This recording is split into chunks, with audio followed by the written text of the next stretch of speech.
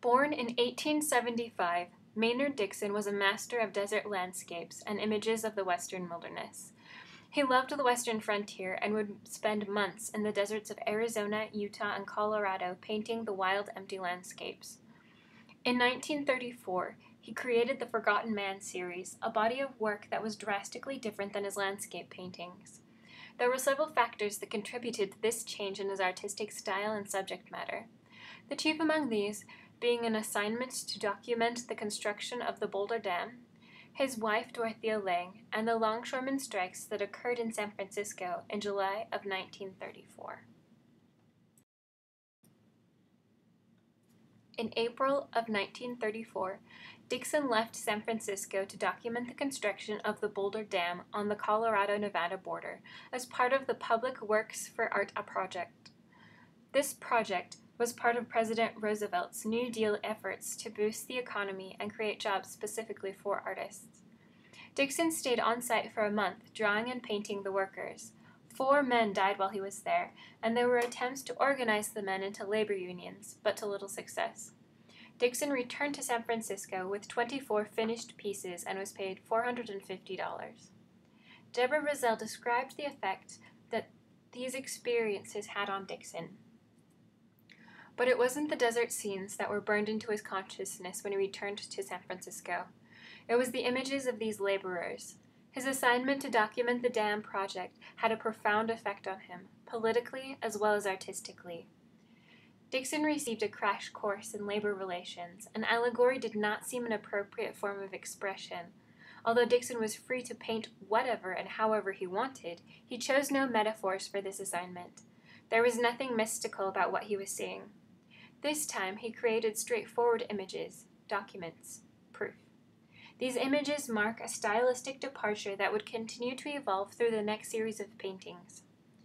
Dixon's next series was the Forgotten Man and Strike paintings, which focused on the individual, the lonely migrant looking for work.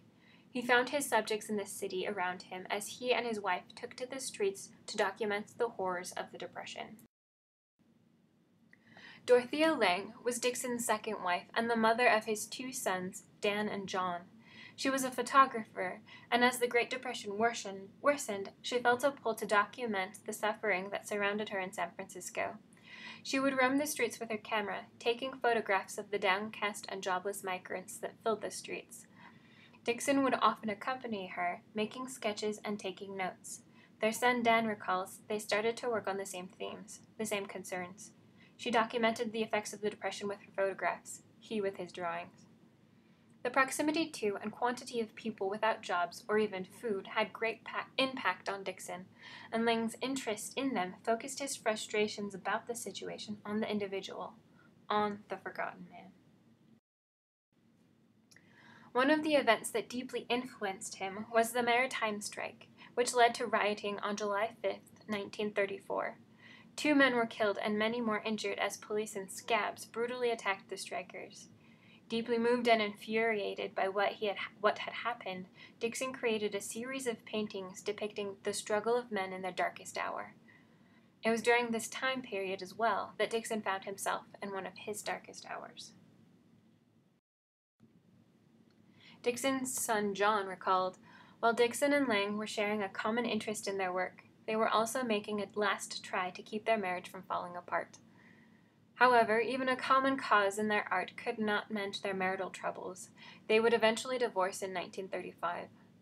Dixon found himself at a very low place emotionally, with the city around him full of hopelessness and no relief at home. His paintings from this period are perhaps the most moving and powerful, as they truly speak to the heart of the viewer. Dixon painted these pieces as an appeal to humanity, not only for help for the country, but help for the individual, and help for Dixon himself. When talking about his Forgotten Man series, Dixon explained that he felt he had dodged the responsibility of facing social conditions. The Depression woke me up to the fact that I had a part in all of this as an artist. In taking a closer look at the Forgotten Man, and keeping in mind Dixon's own words, one may have any number of reactions and interpretations. One notable interpretation, given by John Walker, is that the painting is a visual telling of the parable of the Good Samaritan. Walker explains. In Forgotten Man, Maynard Dixon has painted the essence of this parable. The painter affords the viewer an opportunity to become a good Samaritan, to recreate the eternal act in the finite. For this reason, Forgotten Man is not an illustration of the parable. Rather, as a work of art, the painting continues the act of eternal creation as a test of the principles of eternal love. Dixon's Forgotten Man is the victim in the parable, and the walking feet behind him belong to those Levites and priests of this world who offer and demonstrate no mercy, no charity, and no compassion. The painting clearly invites the viewer into this space. The bottom right quarter of the painting is essentially empty space, cut only by the shadow of an empty and lonely sidewalk next to the Forgotten Man. As Walker states, the painting gives the viewer the opportunity to do something, to demonstrate charity and compassion. Given that Dixon worked with his wife Dorothea during the Depression, it is valuable to compare some of their work, since Dixon was greatly influenced by his wife's work and his situation at home. One of Lang's most well-known photographs, White Angel Breadline, has an extremely similar feel to The Forgotten Man.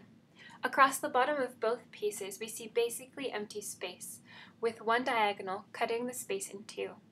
Just above that diagonally divided space, we see a solitary figure, a man who appears downtrodden, turned away from the people above and behind him, who themselves are turned away from him and seem to be busy about their own work, only concerned about themselves.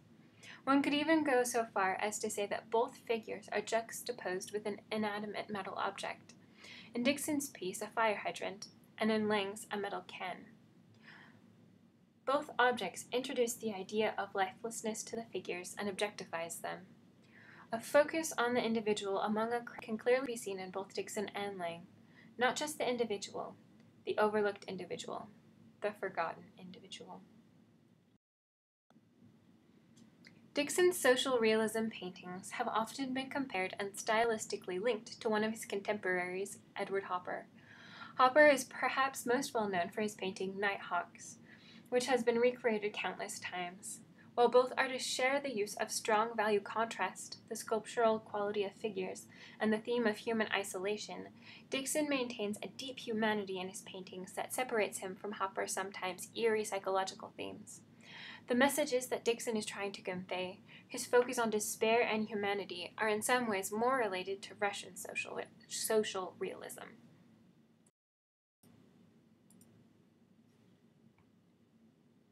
Both before and after his social realism paintings, Dixon focused on landscapes. They were his love, his therapy. Describing his connection to the West and its therapeutic influence, Dixon explained, "Face down under the sky, I hide my tears in the honest grass of the prairie." Dixon also said of the West, "My object has always been to get close to the real nature of my subject as possible. People, animals, and country. The melodramatic Wild West idea is not for me the big possibility. The big thing is this, that there is something of the West that sings in us, both of the life and of the country, that demands to be expressed. That sense of sun and space and silence, of serenity and of strength and freedom." There is a marked difference between landscape paintings from before and after his social realism pieces.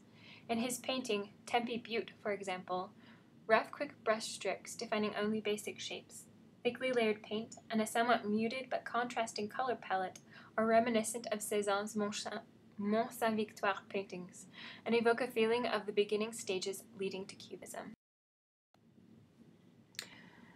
The difference came in part from these social realism paintings, and in part from a brief period of work painting advertisements on billboards in 1920, trying to get enough money to make ends meet. About the time Dixon started painting billboards, there's a shift in his work that begins to happen. Don Haggerty describes that shift like this. If you look at his art at the time, you begin to see something going on. Less is better. That is, he's taking things out of the painting rather than putting more in. So he's looking for that underlying structure, and I think that's the search for the West too. That idea, that less is better, is seen both in his social realism paintings, like The Forgotten Man, as well as his later landscapes, such as White Butte, Utah. In White Butte, for example, his colors are more contrasted, a bit brighter, more intense, and are carefully arranged in basically large solid blocks or areas. The brushstroke is refined, which helps to capture the intensity, space, quiet, and certain harshness of the West. John Walker describes well the comparison between Dixon and a contemporary landscape artist, William Went. The contrast in the reserved personality of Went with the more open and accessible personality of Dixon provides a significant contrast to their respective art forms. Went's art is more abstract, more universal, and more poetic than the art of Dixon.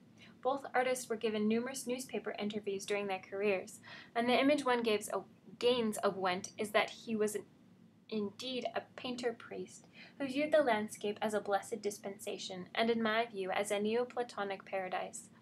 On the other hand, Dixon viewed the landscape as a sacred landscape in a state of dangerous transition. Were the landscape left to its own devices, it was pure enough to preserve itself, but Dixon knew that the Industrial Revolution was altering the face of the Western environment. Thus Dixon could record a view because he could not evade its natural beauty, or he was there, or perhaps the ethnological implications required that the landscape be painted. His art preserved his thoughts about nature. Maynard Dixon was indeed a master painter, and a man who recognized his responsibility as an artist to help people see what was being ignored, both in humans and in nature, and to capture life and the West as they were. He had no pretensions. He desired to capture life as it was before it was gone. He had many influences that shaped his art and made his social realism paintings, The Forgotten Man in particular, powerful insights into the socio-economic conditions of the time, as well as into the life of Dixon himself. His paintings beckon the viewers to act and to see what is too often ignored and brushed aside.